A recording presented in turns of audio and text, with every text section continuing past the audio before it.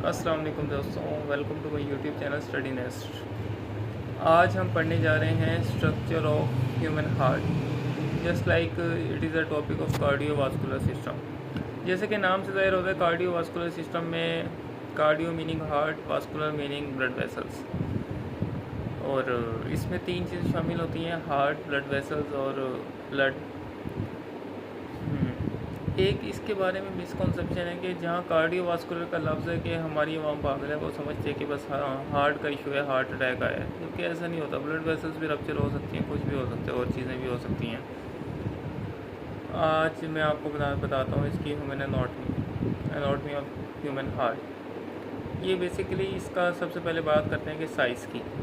ये एक जो क्लोज फिस्ट होती है, जस्ट लाइक इस तरह से आप देख रहे हैं, क्लोज फिस्ट होती है। अब वाई में मुझसे एक बंदे ने सवाल किया था, एक एक्सटर्नल है, कि what is the size of human heart. मैंने भी कह दिया कि फिस्ट जितना होता है। उसने कहा अच्छा, एक अगर 6 माह का बच्चा है उसका कितना होगा साइज़। यहाँ मैं परेशान हो गया, तो उन्होंने खुद जवाब दिया कि यार ये एज पे डिपेंड करता है। ये बहुत की पॉइंट्स हैं छोटे छोटे। बाकी इसका जो वेट होता है वो 500 से 700 ग्राम होता है। और अब बात करते हैं इसके चैम्बर्स की। इसके 4 चैम्बर्स होते हैं: राइट आर्ट्रिया, राइट वेंट्रिकल, फिर आता है लेफ़्ट आर्ट्रिया, लेफ़्ट वेंट्रिकल। इसके चैम्बर्स हमने पढ़ लिए। अब इसके मैं एक वर्किंग मैकेनिज्म बताता हूँ। जिस तरह आपके घरों में मोटर पानी वाली लगी होती है, इसी तरह हाँ ही ये ह्यूमन हार्ट हमारा वर्क करता है। जिस तरह मोटर का काम होता है कि पानी सप्लाई करना, पानी पहुंचना, पानी पंप करना, इस तरह ह्यूमन हार्ट का जो वर्क होता है वो होता है ब्लड पंपिंग। अब सबसे पहले जब हमारे बॉडी टिश्यूज़ में जो ब्लड होता है वो यूज़ हो चुका होता है, वो होता है डीऑक्सीनेटेड ब्लड। वो सबसे पहले जाता है लंग्स में। लंग्स में किसके थ्रू जाता है? वेंस के ज़रिए। ये बात याद रखना, veins always carry deoxygenated blood. Veins के थ्रू जाता है लंग्स में, वहाँ होता है वो फिल्टर, वहाँ से वो ऑक्सीनेटेड में कन्वर्ट होकर फिर पल्मोनरी वेन के ज़रिए जाता है। लेकिन याद रखिएगा, जहाँ पल्मोनरी वेन का जिक्र है तो आपने समझ जाना कि ये ऑक्सीनेटेड ब्लड आ रहा है, क्योंकि लंग से फ़िल्टर होकर आ रहा है।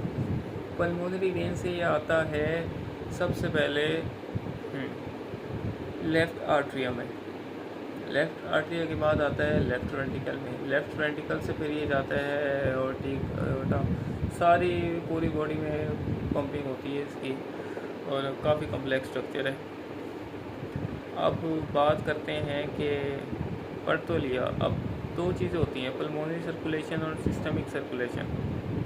पल्मोनरी सर्कुलेशन वो सर्कुलेशन कहलाती है जिसमें आपका डीऑक्सीनेटेड ब्लड हो, जबकि सिस्टमिक सर्कुलेशन आपकी बहुत सर्कुलेशन होती है जिसमें आपका ऑक्सीनेटेड ब्लड हो।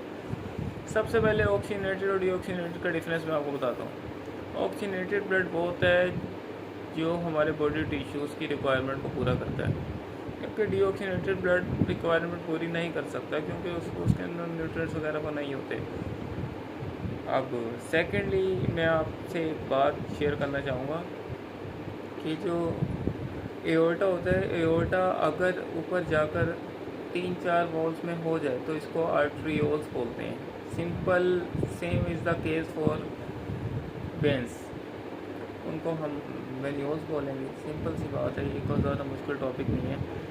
और अगर आप एनाटॉमी पढ़ रहे हैं तो आपने लास्ट में इसका स्ट्रक्चर ड्रॉ आपको करना आना चाहिए, क्योंकि अक्सर वाइवे में एक्सटर्नल कह देता है कि बेटा ये आपके सामने पेज है और आप इस पर ये करो।